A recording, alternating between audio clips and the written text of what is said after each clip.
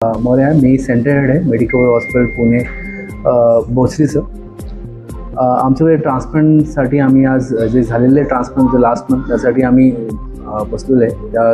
त्याची स्टोरी आम्ही सांगत होतो तुम्हाला सगळ्यांना कसं आम्ही ट्रान्सप्लांट केलं. आणि फक्त ट्रान्सप्लांट व्हायला म्हणजे ट्रान्सप्लांट फक्त नावासाठी नाही व्हायला पाहिजे. ट्रान्सप्लांटसाठी बेसिक इम्पॉर्टन्स स्टेरिलिटी आहे, हॉस्पिटल इन्फ्रास्ट्रक्चर, इन्स्ट्रुमेंट आहे.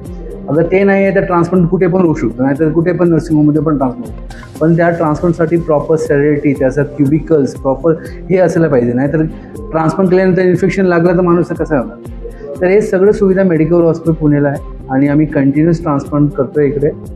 आणि राहिलेली गोष्ट कसं लोकांसाठी एक एक्सप्लेनेशन असायला पाहिजे किती कमीमध्ये आम्ही करू शकतो, त्याचा पण आमचा प्रयास चालू आहे. बिकॉज कॉस्ट इफेक्टिव्ह नाही आहे ट्रान्सप्लांट बघायला गेलं. त्याची लाईफस्टाईल आहे, ते फर्स्ट लाईफस्टाईल सुधारा नाही ट्रान्सप्लांट होणार नाही. तर आणि सेकंड ट्रान्सप्लांटची गरज असेल तर मेडिकल हॉस्पिटल ऑलवेज अवेलेबल आहे. काय पण असेल वी कॅन डू इट. ट्रान्सप्लांटसाठी वयाची काही सीमा आहे का?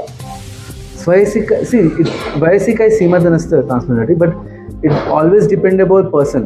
ठीक आहे ना. आता समजून घ्या 80 वर्ष 90 वर्षला ट्रान्सप्लांटची गरज आहे. I don't think so, no one go. ठीक आहे ना. ट्रान्सप्लांट अगं समजून घ्या कोणाला 20 वर्ष 30 वर्ष लागलं.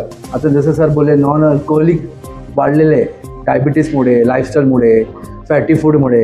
अल्कोहोलिक पार्ट आहेच, पण नॉन अल्कोहोलिक पण वाढलेलं आहे. आता त्यासाठी आपलं लाईफस्टाईल इम्प्रूव्ह आहे. आणि हरलेलं जितकं ट्रान्सप्लांट लवकर ट्रान्सप्लांट करा तर लवकर होऊ शकतो. जितकं ट्रान्सप्लांट तुम्ही लेट करणार इतकं माणूस पण खराब होतो आणि आपल्या हातातून जातो. ट्रान्सप्लांट करणं 100% सक्सेसफुल आहे. हो, सक्सेसफुल 100% सक्सेसफुल आहे. 100% सक्सेसफुल. याचं उत्तर मी देऊ शकतो. हो, आमच्याकडचा जो सक्सेस रेट आहे वी कॅन से की 1 year सर्वायवल जे म्हणतो आपण, 1 वर्षानंतर जे फॉलोअप आहे ते ऑलमोस्ट 100% सगळ्यांचं आहे.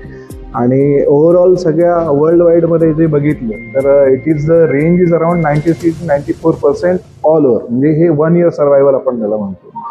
5 year सर्वायवल रेट आहे तो ऑलमोस्ट 90% आहे. सो लिव्हर ट्रान्सप्लांटचं सक्सेस खूप जास्त झालेलं आहे. आणि आफ्टर करंट सगळे जे टेक्नॉलॉजीज आल्या आहेत, करंट नवीन जे गोळ्या आल्यात, म्हणजे इम्युनोसप्रेशनच्या ज्या गोळ्या आपण नंतर वापरतोय त्यांचे आता साईड इफेक्ट्स वगैरे पण भरपूर कमी आलेत. तर त्याच्यामुळे या सगळ्या गोष्टी ज्या आहेत त्या आता खूप सक्सेसफुल झालेल्या आहेत.